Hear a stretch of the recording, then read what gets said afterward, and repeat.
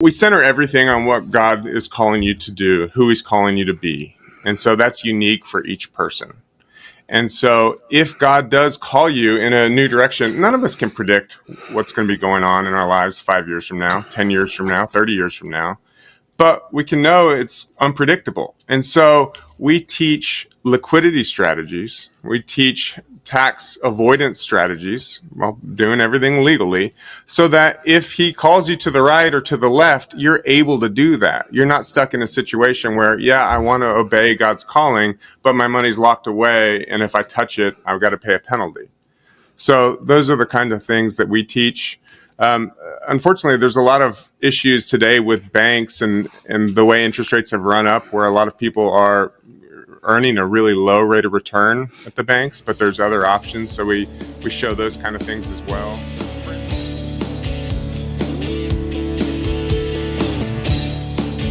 Welcome to the Today Counts show. Today does count because it impacts, it influences your tomorrow and the day after that and the day after that.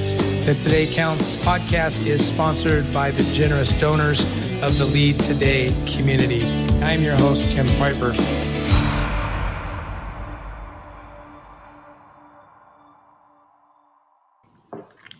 Well, hello, everybody. Welcome back again to the Today Counts show. I have a special guest with me today. I looked him up because I saw something on, I think it was LinkedIn, that caught my attention. His name is Wes Bridel, and his organization is called Kingdom Calling, or at least one of his organizations. I'm not sure. So, Wes, welcome to the Today Counts show. Thanks, Jim. I really appreciate you having me here. It's an honor. Yeah. You know, when we had an off the script conversation. I don't know if that was 2 or 3 weeks ago. I just really enjoyed learning a little bit more about Kingdom Calling and what you do. And if I were to say it's in the realm of finance, is that too narrow, or how would you describe Kingdom Calling? We're really pioneering a new thing. I did start my career as a traditional financial advisor 26 years ago, but probably all started when I went on a couple mission trips and just had a powerful experience with the Lord. And I came back to the office, and it was hard for me to keep doing the same thing anymore. He was so real, so present. And I just wanted to make my life and what I do for others be about serving the Lord. And meanwhile, I was learning a lot of what financial advisors teach is what they're taught by Wall Street. And so we were learning things. They spend billions of dollars advertising to us. And a lot of what they teach us is what really enriches them, not so much what enriches us. And so I started putting these things together and realized that there needs to be a new category of help. And so we call it stewardship advising. And so we very much bring together the spiritual with financial techniques that are a lot more biblical than what is commonly taught out there. That's awesome. So can you give me an example of maybe what Wall Street teaches that is not true, or is not always true, or whatever the right label is? Sure. They teach us the hoard and hope method, right? You hoard your money with them for 40 years and you hope it's enough someday. I've never heard that. Okay. Hoard and hope. I'm going to have to use that. Hoard and hope. Because one of the things that everybody that listens to this podcast knows that Jim always says is hope is not a strategy. And so you're saying hope. Hoard and hope. I like it. Okay, keep going. Sorry for interrupting you. Sure. So do you know the 4 rules of banks? I'm bracing myself. Go ahead. What are the 4 rules of banks? I used to be a banker, so, okay. and I've been on the inside, so go ahead. Let her rip. Well, you're going to know these then. Okay. Do they want all of your money or just some of your money? They want it all, baby. They want it all, right? Yeah. And when you earn more money in the future, do they want that too? Oh, yes. They want it all. Right. And then when they give it back, do they want to give it back soon or a long time from now? They don't ever want to give it back, but I guess if they had to choose, it'd be a long time from now. Mm-hmm. You've kind of hit on the 4th one. So when they do give it back, do they want to give it back all at once or over time? Over time, baby. Yeah. So if you look at the things that they do and they teach us to do, it's all based on them accomplishing those rules for themselves so that they can charge us fees for decades on our money. But if you look at what they do, it's completely different. They use velocity strategies. They tell us that if we want to have a higher rate of return, we need to take on more risk. But that's not what they're doing. They're looking to lower risk as much as possible on any particular strategy, but to have each dollar work more than one time so that they're earning multiple rates of return. That's called velocity. And governments measure it, big corporations, banks definitely measure it, but people don't measure it. And so if you look at kind of what a bank would do if you put money in a bank, they don't keep that in a safe somewhere, right? They're lending that out. And then when that person pays them back cash flow payments, they're lending that out. So they're getting multiple rates of return on the same dollar, and they're looking to minimize the risk of each loan that they're doing. So that's which is smart, right? I mean, would you say it's not smart? It's just that if you're going to think more shrewdly, more wisely, you're going to balk at that. Right. There's some things that Wall Street does that's absolutely crazy, but some of those core fundamental things make a lot of sense, and we can see them in the Bible. The problem is that the Bible was written a couple thousand years ago or more, and so all the modern tools that we have didn't exist. Right. And so we tend to throw out biblical wisdom because, well, there's new products, but we can still use biblical wisdom. And a lot of what the big banks and financial institutions do is use a lot of those same strategies, but they teach us to hoard and hope. So that's a big part of what we do, is teach those kind of strategies that are more biblical than simply putting our money away and hoping it works out. All right, you have my attention. Let's give some examples of some of what you teach and advise under the stewardship advisory principles. Yeah. So a big thing that we teach is liquidity. And the reason for that is we center everything on what God is calling you to do, who he's calling you to be. And so that's unique for each person. And so if God does call you in a new direction, none of us can predict what's going to be going on in our lives 5 years from now, 10 years from now, 30 years from now. But we can know it's unpredictable. And so we teach liquidity strategies. We teach tax avoidance strategies while doing everything legally, so that if he calls you to the right or to the left, you're able to do that. You're not stuck in a situation where, I want to obey God's calling, but my money's locked away, and if I touch it, I've got to pay a penalty. So those are the kind of things that we teach. Unfortunately, there's a lot of issues today with banks and the way interest rates have run up, where a lot of people are earning a really low rate of return at the banks, but there's other options. So we show those kind of things as well. For instance, you might not know, but you can lend money directly to the Treasury. So you have no banking risk. If you go to TreasuryDirect.gov, and you can buy T-bills directly from them. So you're getting that, I haven't looked lately, but it's around 5% that you're getting directly from the government. And those can roll over, and you can kind of pick the term length that you want in order to, remove all bank risk from that particular thing that you're doing, and receive, better rates than most people are getting in their banks. Now, is that a term or strategy that you would envelop underneath the idea of liquidity, or did you move to a different strategy? I usually suggest, with the way things are going today, that you have pretty low term, so 1 month, 3 month type bills. So that's pretty liquid. Okay. And so there's a number of things we do. I just want to help your audience with things that they can go and do today, because some of the things we do, you've got to work with us. So I wanted to focus on something they can do right now. Well, that's a great example. What was the URL on that again? TreasuryDirect.gov.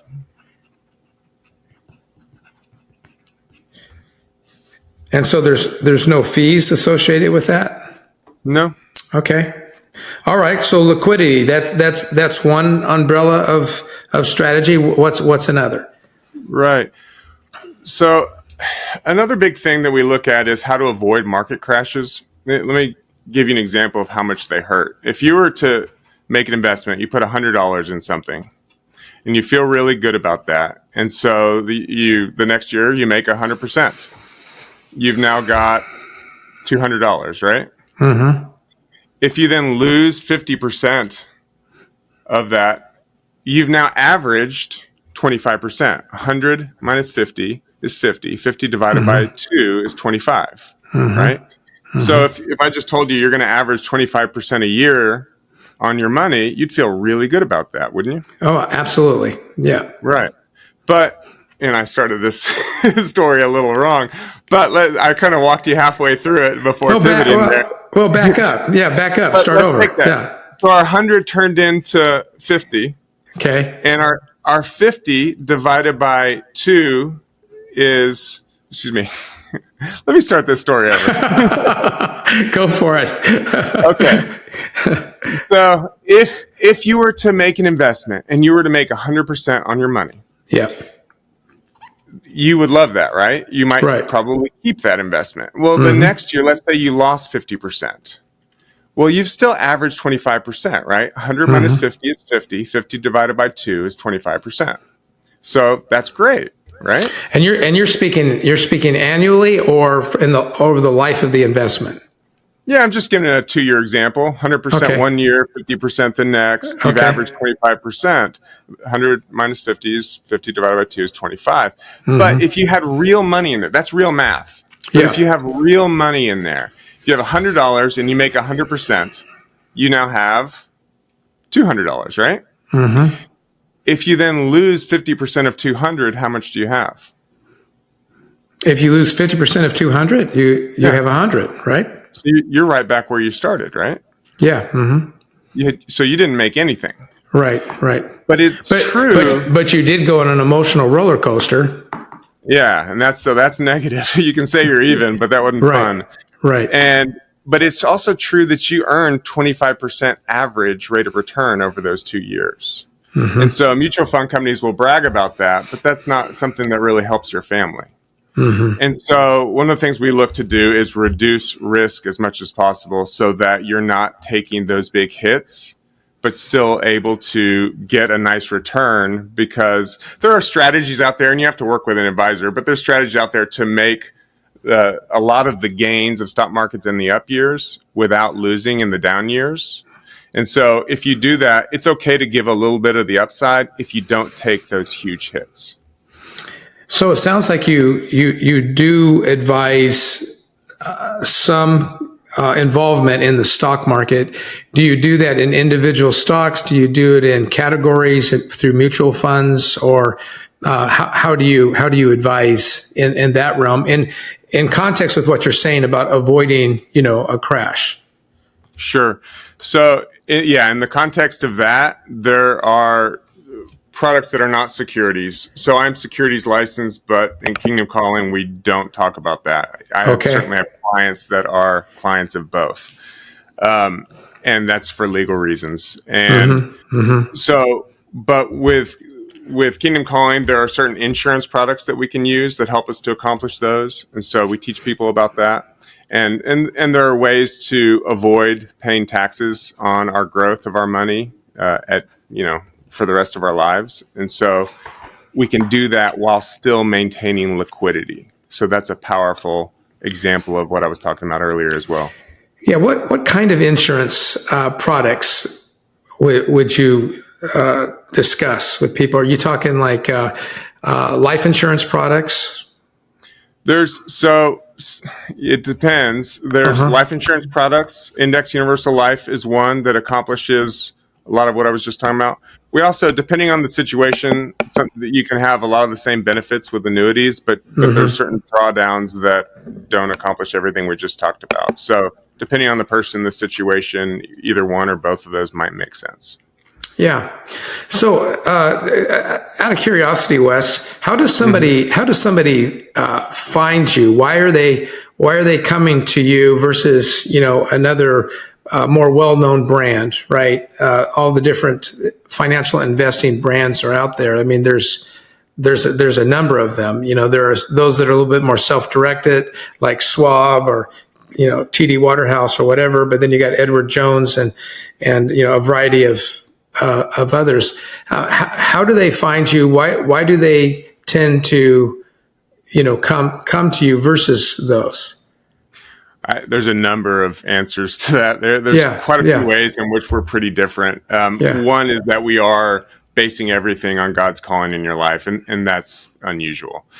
Secondly, we're talking a little bit more about the pivotal season that we're in than most advisors are talking about. Even when I do things on the, in another business and we're running risk analysis, it's always looking at, well, this is 95% accurate. Well, what if we're in the 5% of times that's unusual? Well, we're not going to discuss that. Well, at Kingdom Calling, we do discuss those things. And so we're looking at if you look historically, inflation has run either up or down for 20, 30, 40-year stretches at a time. And so the Fed promises us they're going to get us back to where it was a couple years ago at close to 0% interest rates or no more than 2%. But those were actually the lowest interest rates in the 5,000-year history of interest rates, and we have really good records on that. So to say that that's normal and we're going to go back there and stay there is really ignoring recent history of what happens in this country, and it's ignoring all of human history for what is even possible. And so if interest rates are going to continue to go up, and they bounce around up and down all the time, but if they're going to continue to go up, and you look at I think it was from 1978 to 1990, interest rates, inflation was never lower than 5%. And so could we be in another scenario like that? Well, if you look at the money printing and you look at the debt that our government is accumulating, well, I think it's really likely. So a lot of people agree with me, but pretty much all financial advisors out there are discounting that as something that's a real concern. And so to me, it is a big concern, and we need to make sure that we have hedges and other strategies in place so that you can overcome that, because that's just slow strangulation. The other issue is every 80 to 100 years, the world reserve currency changes. And when it does, it's not the end of the world. Before us, it was Britain. Before them, it was France. Those are still, countries. But when you go through that, you experience tremendous difficulty. Yeah, volatility, yeah. Yeah, and you have all these countries around the world that are saying they're fed up with the way the U.S. is running things, and they don't want to depend on our dollar anymore. The only thing is, it's not clear what the next alternative is. It's the only reason it really hasn't happened yet. So I don't have a time prediction on that, but to me, it's really clear there's going to be a change there, and we have to have plans and a strategy. And I believe if we protect from market downturns and we protect from the loss of value of our dollar, I believe that the Lord is going to shake everything that can be shaken, so only that which cannot be shaken remains. And He's doing it to help people, because too many people are going their own way these days. And they're living worldly lives, and they need to be shaken in order to find out what's real and what's true. And so if they're hungry and we are set up in a position where we're in much better place, then we can help with some food. But more importantly, we can be the light of Christ to them and open a new reality of true life. And so I believe that's what He's put us here for, in order to help people in that way. And so I think people that are in line with that kind of a vision there's really no one else doing what we're doing that I'm aware of. Yeah, I'm not aware of it either. I've been involved in some virtual type of coaching and advising in this way. And I don't remember the name of it, but many years ago, I would subscribe as a subscription, and they would even talk about stocks that did not conflict with my Christian worldviews, and were good investments or whatever. I can't remember the name. I think it was like Sound Mind Investing or something like that. But so one of the things that I heard very clearly is that from your chair, your customer really is that person who has a Christian or a biblical worldview. And so I would imagine that the way you reach them, the way that they know that you are here is through, of course, word of mouth, but what are other ways that they hear? But I have a second part of my question. One of the temptations of going with some of these full service brokers is, though they don't say it, the consumer, myself, we get the idea that they'll manage it because after all, they're charging me a percent or more annually on my portfolio. They manage it. I don't have to worry about it. I get my call either quarterly or annually or, whatever that looks like. And, that is stress off my, and then, when you get a little older, you do recognize and you almost accept this idea of the roller coaster market where you get beat up for 3 years and then it comes roaring back and you kind of forget where you were. You don't even really know, you're trying to gauge what, the truth is, to your point. But Wes, and what you're sounding, it sounds like I would need to be more involved. I would need to be better educated. I would be more in, you use the term steward. I would be actually involved in stewarding my treasure, my assets, for purposes that I have aligned with, as you say it, God's calling on my life. Is that, besides the fact that the worldview on the traditional side is really about making money, and that by itself is not innately evil, although if you're living in the same house as an organization that produces goods and services that do not align with your beliefs, I think that's a problem. But then if I were to work with you, it sounds like I got to roll up my sleeves a little bit and lean in and start learning again. Is that accurate? Yeah, you bring up another great differentiating point I hadn't thought of or brought up. In the financial world, you have two extremes, and we're really trying to be the middle ground. One extreme is you meet with a financial advisor. You decide, do you like them? Do you trust them? Do they seem like they know what they're talking about? And if so, you turn off your brain and you just do whatever they say. Right. On the other extreme, you have self-help education. You have newsletters and you have, podcasts or YouTube videos or whatever, and you go and you take that information and you try to apply it. You're not quite sure how it gets applied. Often it goes unapplied. And so, yeah, you just don't pull the trigger, right? You don't follow through. Exactly. So we're taking what I think is the best of both worlds and trying to bring that together and meet people where they are, because everyone's a little different on what they want to do.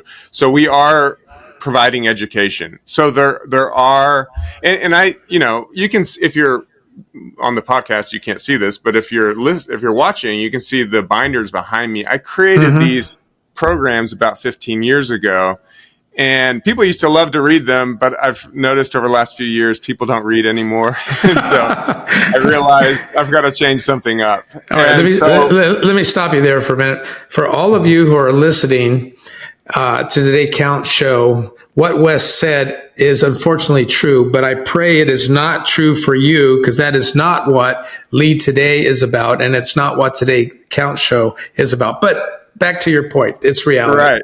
Right. And so we've just completed, just a couple months ago, the first course called Your Fruitful Tree as an online video course. And there are transcripts of every video. So for the reader, that's there, and I would encourage that. But the videos are all there. They're short, so 5 minutes to 30 minutes each, so that they can fit in your day.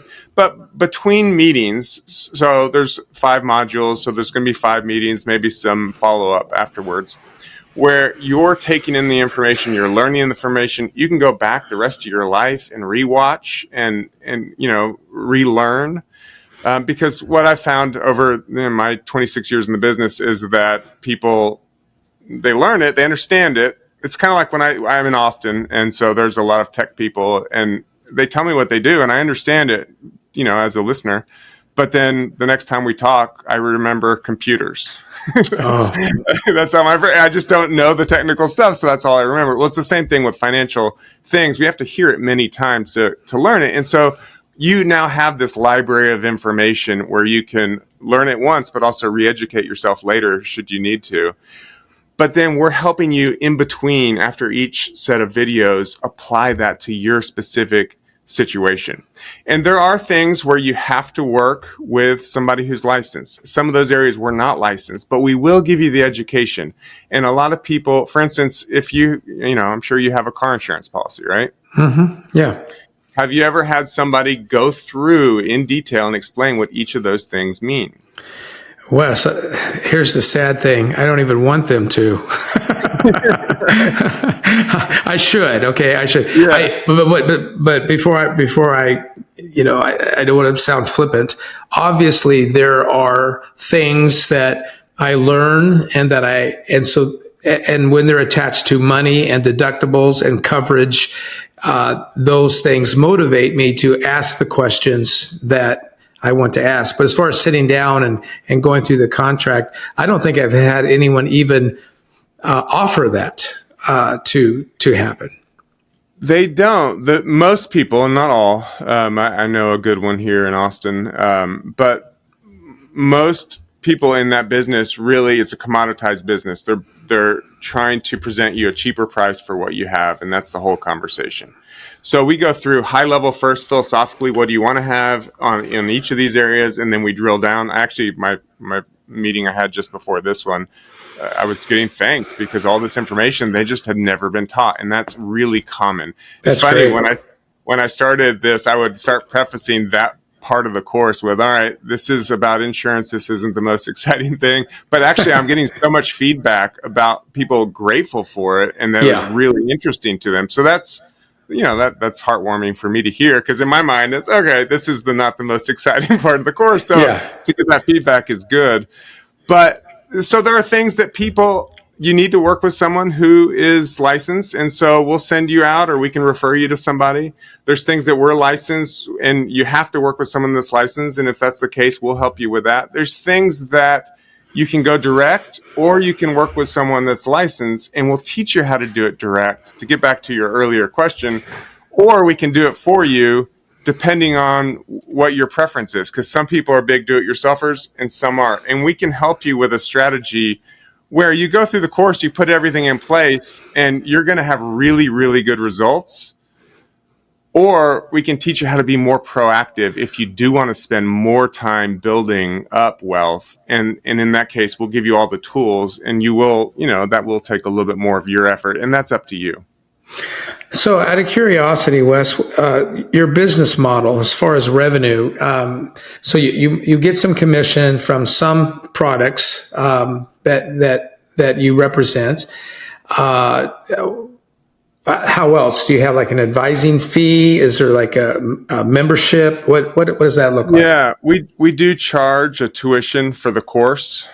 And so, they come, you see what that is up front, and you agree to do it. We have a money back guarantee. We're extremely, confident that people, so far, everyone that's gone through it loves it. And if you don't love it, then I don't want to keep your money, right? Right. And that's an automated process anyways. But then as far as going forward in the future, that's individualized again. So the degree to which you want to continue meeting and using our time, that's the degree to which we're going to set something up. Now, you use the term our time. You must have a team of some sort. Can you talk about that a little bit?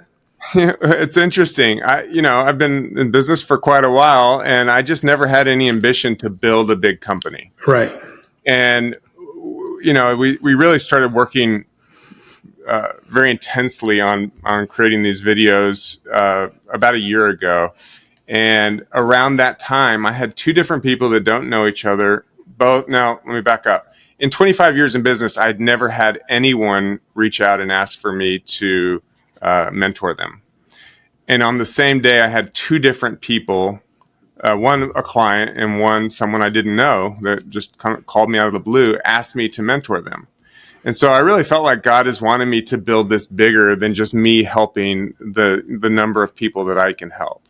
And so we have a couple guys that have come on board and potentially talking to more as well, who are wanting to do this sort of thing. The two first people that are coming on board are clients of mine that have done this for years, and so they understand, the power of these concepts, and they want to do this. They want this to be what they do for a living as well, so that they can help people. Good. Okay, that helps. So while I was listening to you explain your organization, I was just thinking to myself about, what are kind of the categories of stewardship lanes or verticals. I'm not sure what to call them, subjects. And, I just kind of wrote some of them down: retirement, insurance. And I'm sure there's a lot of overlap with some of these too.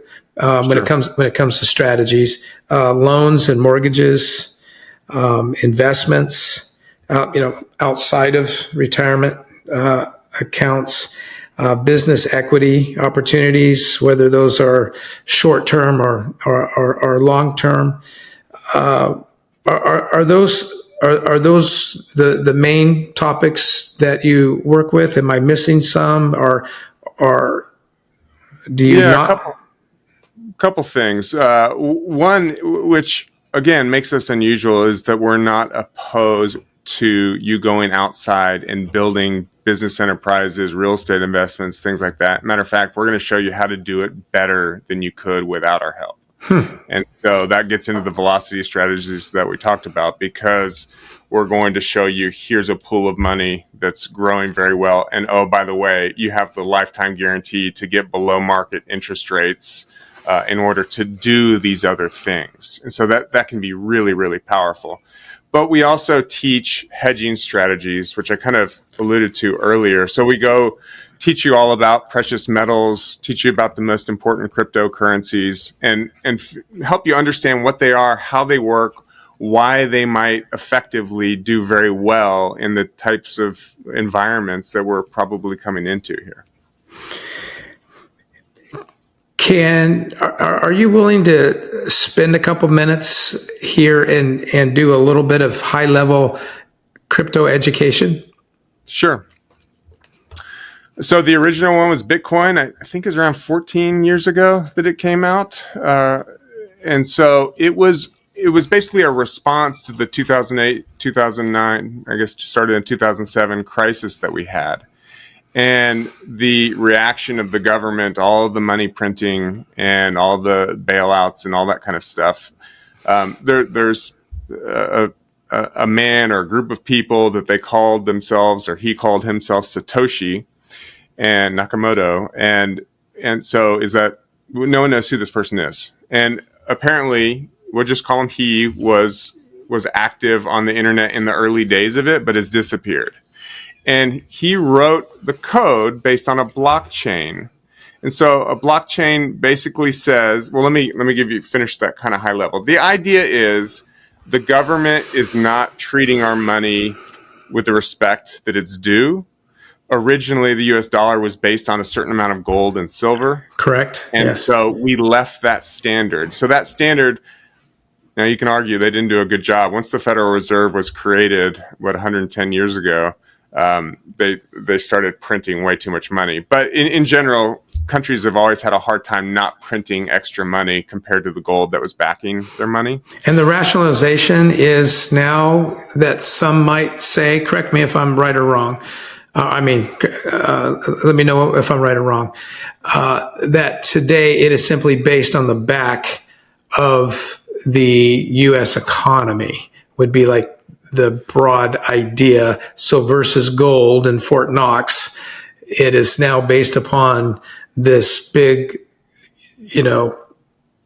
nation with all kinds of economic power, which is tangible yet not tangible like gold. Right. The full faith and credit of the U.S. government. Okay. And so that gotcha. Right. And so what you have what you've seen here in recent years is, for instance, so for one, for a long time, people have had a problem, Americans and foreigners, with the number of dollars we're printing, because every time they start printing more money, like you said, the U.S. economy, since it's not backed by gold, what is it backed by? Well, it's backed by the economic health of the country. Well, if you double the amount of dollars all of a sudden, and the economic health of the country hasn't changed that much, haven't you just reduced the value by half? Like, theoretically, yes. And in real life, it just trades by what people feel. If people feel like it's valuable, then they give it a valuable price. But if that turns and the $20 trillion that's floating around the world is no longer desirable, and that comes flooding home, that's a big problem for us. There's way too many dollars floating around. The price of everything shoots up to accommodate that. So what blockchain says is, and Bitcoin being the original one, so we'll focus on that one. They said that we're going to have a set, understandable, code locked in amount of inflation. So the inflation right now is very low. It's like less than 2%. And it's going to continue lowering over time. And we know it. It's code. And it's not based on one computer like at a bank. Like, a bank has a ledger for what you hold in the bank. And if they change the number, which sometimes happens, they make mistakes, you better call them on it. You better grab it quick. Otherwise, that's the new number. They just they change their ledger, and that's how much you have now. Right. Well, the blockchain is kept on many different computers, and they are all constantly checking with each other. So it can't hack. It's more secure than the CIA. The CIA gets hacked sometimes. But it starts with some. So when you invest in Bitcoin, you are still using a currency from wherever you're at, and then it's converted into Bitcoin. Or correct? Is that accurate? Yeah, I wouldn't use the word invest. I don't think it's an investment. I think it's more of a savings vehicle. But yes. Okay. Okay. Let's don't leave that yet. Is it? So it's not. Yeah, that's a good point. In fact, I didn't even mean to say invest. Although that's what a lot of people think they're doing, right? Or I would say speculating would be. Okay. Okay. Good. Outstanding. Now. So I don't know why I'm not thinking well today. When I'm traveling and I'm going over to Israel, and I bring in my U.S. dollars and I want to exchange. So it's an exchange rate. Is there an exchange rate for? Sure. Yeah, you can. And obviously, I'm here in the U.S. too. I haven't converted it to any other currency, but I think wherever you are, you can quickly convert it to your own currency. And yeah. And then the value of, to the point that the terminology we're using right now, Bitcoin can go up and down, just like the U.S. dollar can go up and down. And that's why you don't want to have too much. You hear about people that get, like right now as we're speaking, over the last month, we've seen the prices just shooting up dramatically because people are concerned with what's going on, the decisions out of Washington and all the capitals of the world. And so that gets exciting, and then you buy into it, and you start putting way too much into it, and then a crash comes, and you're wiped out. So you absolutely have to watch that. You have to make sure you're doing this in moderation, that it's a hedge that you have, and not putting everything, because it is extremely volatile. It's a hedge. So it's a hedge. And so the proponents would say it might be more secure because of the multiple processes, or what's the word I'm looking for? You were talking about if I have money at the bank and I open up the website, I look at my account, and all of a sudden money disappears. There's a mistake that happened. We assume there's some sort of electronic paper trail that they can see and fix. But if I heard you right, with the Bitcoin idea, there's multiple, and then you gave me a word. What was it? Multiple what? It's a distributed blockchain, which means each compute. In the case of Bitcoin, and there's others. Bitcoin is proof of work. That was the original idea. There's also proof of stake chains, which is a little bit different, but there are miners, which are these in the old days, in the early days of Bitcoin, and it hadn't been around that long, but there were early days, and you could run it on your computer very easily. Today, you need a pretty fancy, expensive rig to be able to run these computations. And so they're called miners, each of these big miners or fancy computers. I mean, they now build out huge warehouses with massive supercomputers in them. And they are running mathematical computations to prove that the next iteration of the blockchain and the previous iterations are all correct. Therefore, nothing has been changed, nothing funny has gone on, and so the blockchain has just been added to. And so anytime you buy or sell, you're adding to the blockchain. Every single, if you have a particular Bitcoin, you can track it back to the beginning. Like, it's all on chain, and anyone can verify that this is correct. So no one can come in. If I was running a miner here and you came in and hacked my computer, it doesn't do you any good. You would have to hack most of the computers running all over the world. I think there's one even on a satellite going around orbiting. So it's extremely secure because it's running on all these different machines, and you would have to hack most of them in order to change anything. It almost sounds like you're defining hedge in a similar way as a diverse portfolio. Yeah, it's simply should be a part of your portfolio. And Bitcoin's not really even my favorite one, but it's the one most people are familiar with. So I believe it is an important part. Let me tell you a story. When I was in college in the mid 90s, I had a finance professor that made us take quizzes on the internet. Well, I didn't want to figure out what the internet was. I did not want to learn that. It was 10% of our grade, and I'm an idiot. Like, I think I look back at myself and like, what kind of a decision was that? That was silly. But I just chose not to do it because I don't need your stupid internet, and I don't want to have to figure out what these quizzes are. And so I got to be in the class because 10% of the grade was me going on figuring out this internet. I look back, and that professor had some foresight of how important the internet was going to be, and he was just trying to help us learn it. Yeah. Yeah. Well, the blockchain technology is so transformative, and I'm really not talking about Bitcoin. I'm talking about the newer iterations that are coming. But the blockchain technology is going to be so important. It is going to be as important as the internet. And so there are many people still today saying, I don't need that. I don't want that. That's crazy. I think that would be missing out on one of the huge new technological revolutions that's happening right now. And we're still kind of at the early stages. Well, thank you for saying that. And I'm sure that the listeners appreciate that because I think most of us are either like all in or we're no way Jose. And for me, I'm a no way Jose. And so I'm going, okay. So what you're really kind of saying in my layman's terms, I mean, when I say I was a banker and a very involved guy, I mean, that was, man, that's getting to almost 4 decades ago. So banking has changed. Not your 4 laws, but banking has changed a lot. We're getting close to the end of our time for this one, but I think I want to have you back on and have some more conversations, Wes. But let me ask you 2 things before you go. Sure. A young couple just starting out, they're Christians. They hear about you, and they come in for a session. And they just want to do it right. They want to start off their life right, financially speaking. What would be a 2 or 3 or 4 minute overview of what you would say to them? That's my first question. My second question is, let's make it really clear how people can learn more about you and your organization, Kingdom Calling. Okay.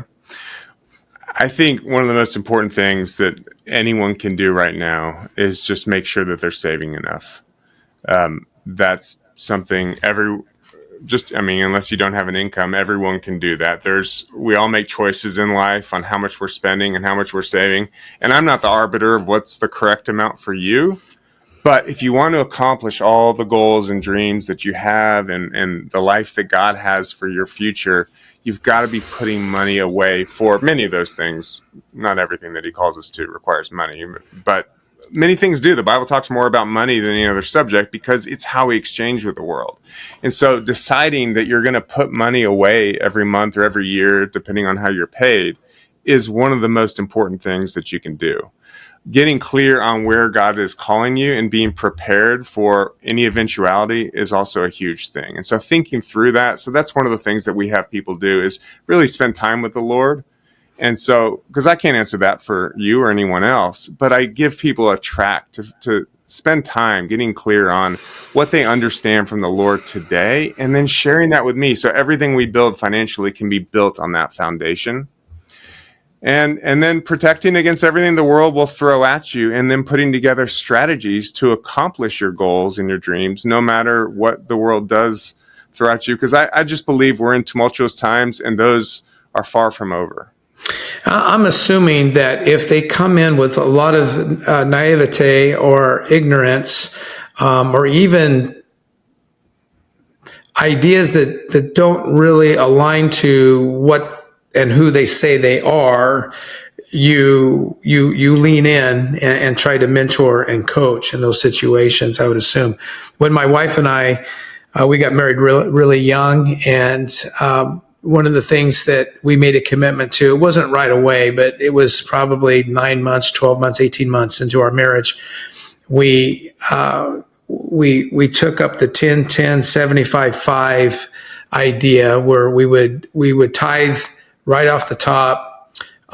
We would save 10%. We would try to live off the remainder minus 5%, and the 5% I don't remember what we called that, but it was kind of a extra savings that we planned on spending, but we didn't know whether it would be the refrigerator going out, or whether it was a neighbor in trouble, or a family member needing help, or an opportunity to give to a missionary, or whatever the situation was. And looking back at that, I'm grateful that we practiced that. But I want to agree with you on something.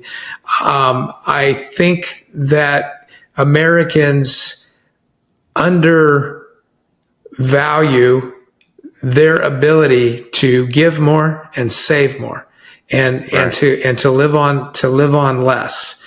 I'm just convinced on that, and I really appreciate this introduction to Kingdom Calling, Wes. How do people get a hold of you so that they can learn more? So they can go to our website, kingdomcalling.com. And anytime, you can reach out and talk to us. So you can email office@kingdomcalling.com. But if you go to the website, it's probably the best place for anyone to start. Right on the main page, there's multiple places, but at the top right, there's a place to watch the free training video that we have. And I tried to make that so that it's giving away a lot of really good, solid information they can use today. And of course, it's also going to tell them a little bit more about what we do and how we can help, and give them the opportunity to come on board with us there. It sounds to me like a very wise move to look into what you do. And I love how you sense this as not simply your profession or your job or the way that you provide for your family, but you sense it as a calling. And I think that's fantastic. We'll make sure that information gets in the show notes as well. And I encourage all of our listeners to lean in and think about some of these things. I think we hit on some really good topics too. So thank you so much, Wes, for joining us today. And I'd like to have you back in the future. Well, thanks, Jim. I'd love that. And I really do appreciate you having me. This has been fun. If you're not part of the Lead Today community, let me invite you. Go to leadtodaycommunity.com. That's leadtodaycommunity.com, and sign up for Monday Moments. It's a weekly email that will encourage your leadership. Again, thank you for joining us today, and thank you for telling a friend about the Today Counts show.